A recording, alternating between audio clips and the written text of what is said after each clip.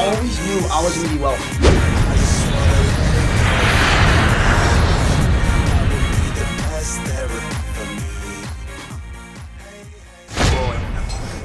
So we are out here at what's the restaurant called? Died? Deet? I don't know. But we're here in Paris, France, and I wanted to share something with you guys really quickly that took quantum leaps in my business once I understood this concept. So it was one of the multi-billionaires, it was Charlie Munger, that said this.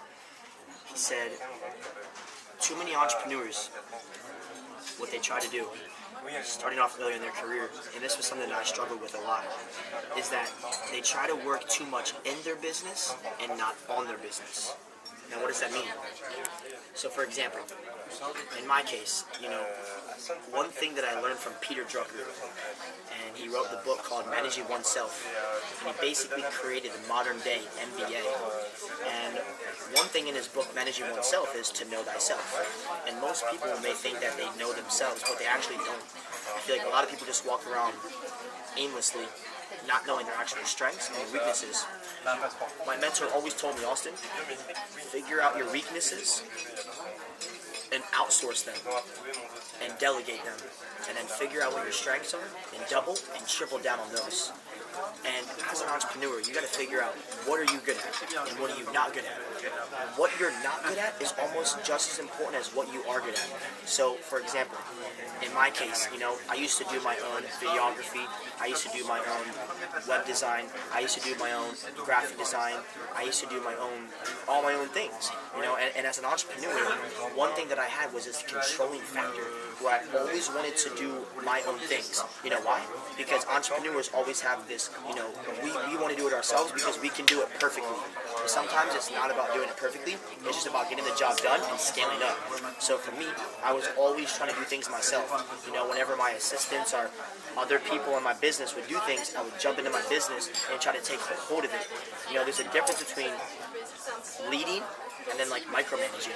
So I was always micromanaging, doing my own things and wasting so much time on the little things when I could have been focused on the more important things that I was actually good at. So as opposed to going out there and doing my own graphic designing and learning how to do my own Facebook ads and learning how to do my own whatever it may have been, I decided to, it was more important for me to delegate, outsource, allow other people who those are their strengths, and for me to work on my business as an entrepreneur. It's just like technology. There's an input and an output, right? And too many entrepreneurs, they focus on the input. They focus on what they're doing, how to do it. They're in their business. They're working so much in, they're not working on. And I think that was one of the things that once I learned, I started to outsource, scale up, and I was able to really get more done. I was more productive, more efficient, more effective, as opposed to me always wanting to get things done right.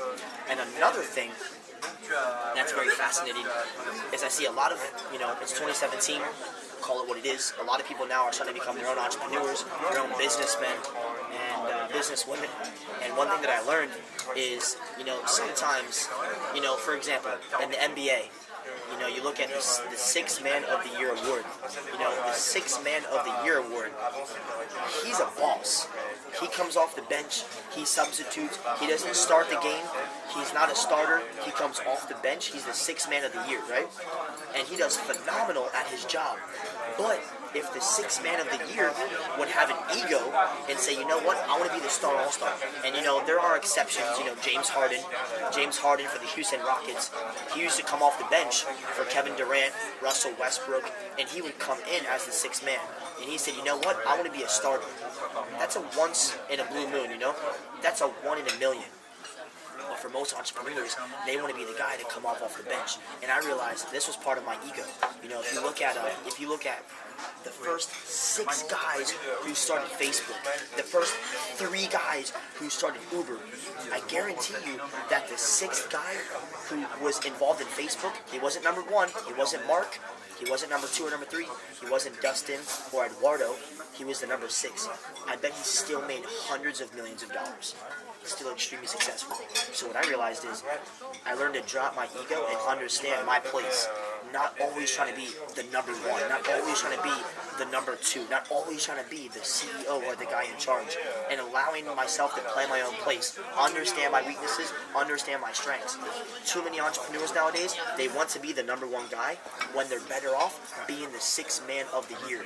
Because the sixth man of the year, still, in business, you look at companies, they still make a lot of money, have a lot of success. So for me, I was always that person trying to be number one, always trying to take charge, always trying to be the one working in my business, not on my business. So I dropped that ego and allowed myself to go, you know what, there's other people out there who are smarter than me, and I'll let them do their job. Or there's other people involved in the business or the projects where they are the number one guys, they are the number two, the number three. Maybe I'm number four. Maybe I need to step back and realize my place and my time for everything. So this was one thing that really helped me out a lot. And my last tip would be, one thing I learned about scaling up, hiring employees, is that when I started hiring my own assistants, my first year of having assistants, I fired so many different assistants. Assistant after assistant after assistant. I kept firing them because I felt like they weren't good enough. They weren't organized enough. They weren't doing the most. And this came from my ego. This came from my lack of understanding that not everything is going to be perfect.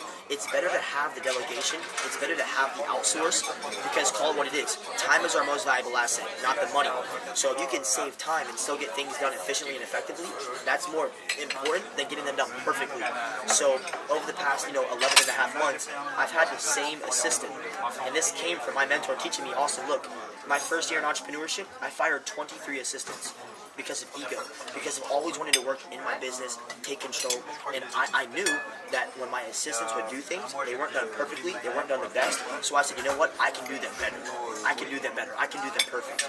So when I dropped that ego and I allowed myself to start effectively outsourcing, effectively delegating, that's when my business went 10x. So those are a couple things. Don't always be so focused on working in your business. Obviously, if you're a startup, every entrepreneur wants to be involved. The CEO for McDonald's, they show on the web the TV series where he would go into the McDonald's dressed up as a normal guy, as a cashier. He would go in and get involved in his business. Now that's different. Once in a while, checking up, going in your business, diving in, seeing how things are working with customer service, with relationships, with every part of your business. That's different than always being the one working in your business and not on your business like a CEO should. As a CEO, as an entrepreneur, your job is to create, innovate, vision. Your job is to go out there and hire new employees in a sense, unless you have somebody doing that for you. But you want to really be the person that can work on your business, not in your business. And I'm repeating this. I want to drive this into your head to understand that this is one thing that I've seen myself fail and other entrepreneurs as well. They're always involved in their business, not working on it. And also understand your place. Work effectively. Not being the one to always be number one, number two, but being maybe that fifth guy, that sixth guy, that seventh guy. And know your place, because those people still become very successful and they're very powerful and effective in the businesses and the projects they work on. So that would be something that if I could go back, I would have definitely changed.